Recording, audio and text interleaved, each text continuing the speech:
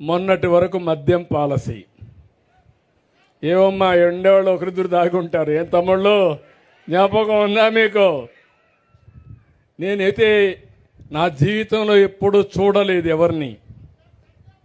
మద్యం అంతా వీళ్ళు, డిస్టిలరీస్ వీళ్ళే ఓనర్షిప్, అక్కడి నుంచి హోల్సేల్ వీళ్ళే, రీటైల్ వీళ్ళే, షాపులో అమ్మేది వీళ్ళే, కల్తీ చేసేది వీళ్ళే.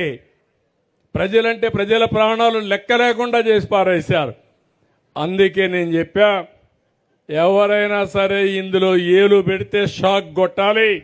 నూతనమైన మద్యం పాలసీ తీసుకొచ్చా.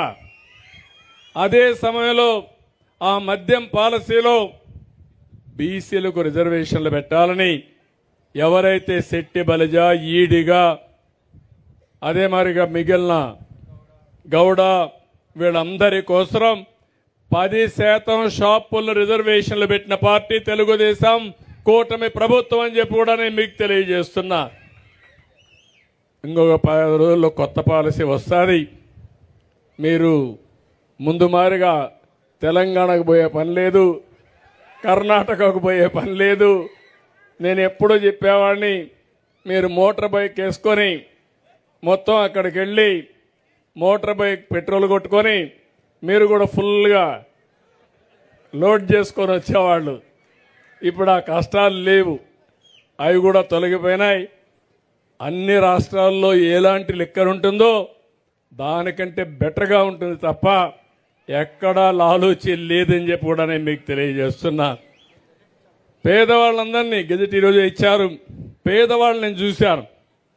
పేదవాళ్ళని ఆర్థికంగా దెబ్బతీసే విధంగా రేట్లు కూడా విపరీతంగా పెంచేశాడు. అందుకే నేను చెప్పాను, క్వార్టర్ బాటిల్ 99 రూపాయలు పెట్టమని చెప్పి ఆదేశాలు ఇచ్చాను. కనీసం తాగే అలవాటు ఉంది, కానీ డబ్బులంతా దానికి తగలేస్తే కడాన పిల్లల్ని చదివించాలన్నా ఇంట్లో ఖర్చులు కూడా డబ్బులు ఇచ్చే పరిస్థితుల్లో లేరు. తాగనీయకుండా చేయడం మా ఆడబిడ్డల బాధ్యత. మీకు చాలాసార్లు నేర్పించా. ఇక్కడంతా డాక్రా సంఘాలు ఉన్నారు. నేను డాక్రా సంఘాలు మీటింగులు పెట్టి చెప్పేవాడిని, భర్తని తాగనీయకుండా ఏం చేయాలో చేసే తాళం చెల్లెమ్మలో మీ దగ్గర ఉందని చెప్పేవాడిని. కానీ ఇప్పుడు కూడా మీరు తాగనీయకుండా చేయగలిగితే చాలా సంతోషం.